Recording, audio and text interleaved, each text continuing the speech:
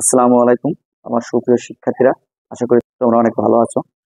তো আজকে তোমাদের দেখাবো নিক্ষিপ্ত বস্তুর ক্ষেত্রে কিভাবে উড্ডয়ন কাল নির্ণয় করা যায়।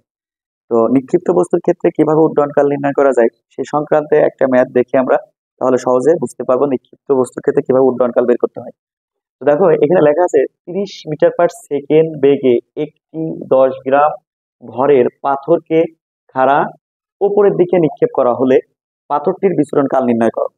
তো যেহেতু এটা একটা নিক্ষিপ্ত বস্তুর ক্ষেত্রে, তো এই জন্য তোমাদের আমি বলছিলাম যে নিক্ষিপ্ত বস্তুর ক্ষেত্রে কোশ্চেনটা বুঝতে পারলেই আমি তোমাদের এইটা লিখতে বলছিলাম যে নিক্ষিপ্ত বস্তুর ক্ষেত্রে অবশ্যই শেষ বেগটা আগে লিখবা। আসলে ফিজিক্সের ম্যাথ করার জন্য যে সাইড নোট আগে পরে লেখা কোনো ব্যাপার না। মূলত তোমরা অনেক সময় বুঝতে পারো না যে এই রাশিগুলো তো আর দেয় নেই, অবশ্য একটা মান দেয়া আছে, এখান থেকে আমরা কিভাবে ম্যাথটা করব, যার কারণে আমি তোমাদের বলি নিক্ষিপ্তর ক্ষেত্রে আগেই এটা লিখে নিবা, তাহলে পরে জি। তাহলে দেখো দুটো রাশি কিন্তু আমরা অলরেডি পেয়ে গেলাম। তো এখন এইটা পাওয়ার পরে এখন কোশ্চেনের যে মানগুলো আছে সেটা ব্যবহার করে ম্যাথটা করব। তো নিক্ষিপ্ত ক্ষেত্রে দেখো এত বেগে খাড়া উপরের দিকে মারছে, বিষয়টা এমন। তো এটা মনে করো যদি ভূমি হয়, তার মানে বস্তুটা মনে করো এখান থেকে খাড়া উপরের দিকে নিক্ষেপ করা হয়েছে। নিক্ষেপ করা হয়েছে এই পর্যন্ত মনে করো উঠছে, ওঠার পর তার মানে কি সর্বোচ্চ উচ্চতা ওঠার পর তার শেষ বেগ জিরো, যার কারণে নিক্ষিপ্ত তার শেষ বেগ জিরো হয়। দেখো এইটা হচ্ছে মূলত নিক্ষেপণের সময়, তার মানে এই এই এখান থেকে এই পর্যন্ত উঠতে বস্তুর সময় লাগছে টি সময়। তো এখন আমাদের প্রথম টার্গেট করতে হবে নিক্ষেপণের সময় কি করে বের করা যায়। তো এখন যেহেতু আদি বেগ দেওয়া আছে, তাহলে আদি বেগ ইউ সমান কত, 30 মিটার/সেকেন্ড। তো নিক্ষেপণের সময় টি সমান ওয়াট, এটা কিন্তু নিক্ষেপণের সময়, হ্যাঁ, এটা হচ্ছে নিক্ষেপণের সময়। নিক্ষেপণের সময় টি সমান ওয়াট। তো আমাদের প্রথমত নিক্ষেপণের সময় বের করবে। এখন ঘটনা হচ্ছে স্যার বের করতে বলছে তো আমাদের বিচরণ কাল কত। তো বিচরণ কাল চাইলেও তোমার টার্গেট থাকবে মূলত নিক্ষেপণের সময় বের করা। তুমি যদি নিক্ষেপণের সময় বের করতে পারো তাহলে বিচরণ কাল ইনশাল্লাহ পারবা। দেখো, তো এখন দেখো এখানে আমরা জানি যে সমীকরণটা আসবে ভি সমান ইউ মাইনাস জিটি। তাহলে U minus GT equal zero, যেহেতু ভির মান জিরো, তাহলে এখান থেকে আমরা লিখতে পারি ইউ জিটি মাইনাস সমান মাইনাস ইউ, উভয় দিকে মাইনাস আছে উঠে যায় সমাধানের নিয়ম অনুযায়ী আমরা জানি। তো এখন দেখো এখান থেকে তুমি যে বিচরণ কালটা বের করছো সেটা কিন্তু একবারে কিন্তু বিচরণ কালটা না, 9.8। এখন এখান থেকে একটা অ্যান্সার আমরা পেলাম। এখন এই যে অ্যান্সারটা পাচ্ছি এইটা কিন্তু তোমার নট বিচরণ কালের মান, এটা শুধুমাত্র নিক্ষেপণের সময়। তার মানে এখান থেকে তুমি যে বস্তুটা নিক্ষেপ করছো এই বস্তুটা সর্বাধিক এই পর্যন্ত উঠছে, তো এই পর্যন্ত উঠতে এই বস্তুর সময় লাগছে টি পরিমাণ।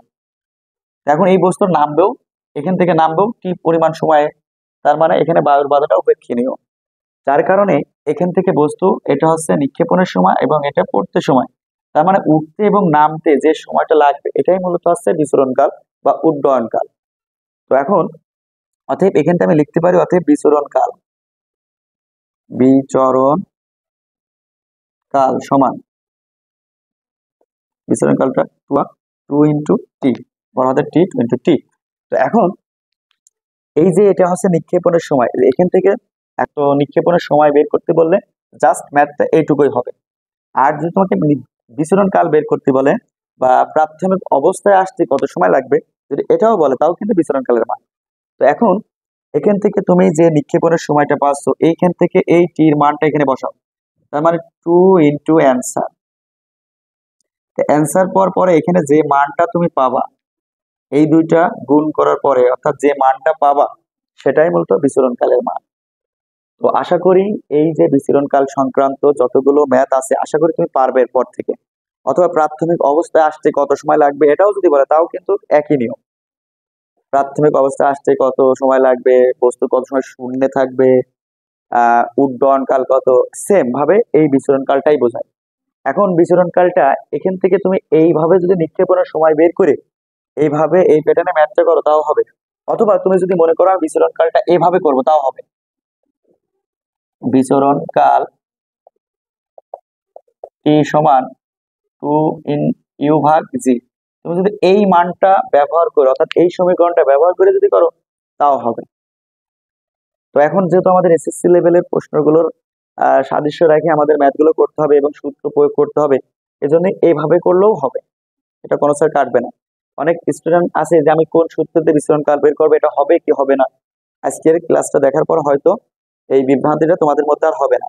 তুমি এভাবে নিক্ষেপণের সময় বের করে এভাবেও বিচরণ কাল বের করতে পারো, অথবা তুমি যদি মনে করো বিচরণ কাল টি সমান 2u ভাগ জি, এটা ধরে করলেও হবে। তো আশা করি ভিডিওটা দেখে তুমি বিচরণকাল নির্ণয় করতে পারবা। এরপরেও যদি তোমাদের কোনো বিচরণকাল সংক্রান্ত বা নিক্ষিপ্ত বস্তুর ক্ষেত্রে যদি কোনো সমস্যা থেকে থাকে, কমেন্ট বক্সে জানিয়ে দিও, আমি চেষ্টা করব সেটা সমাধান করে দেওয়ার। তো খুদা হাফেজ, ভালো থেকো, ভাই।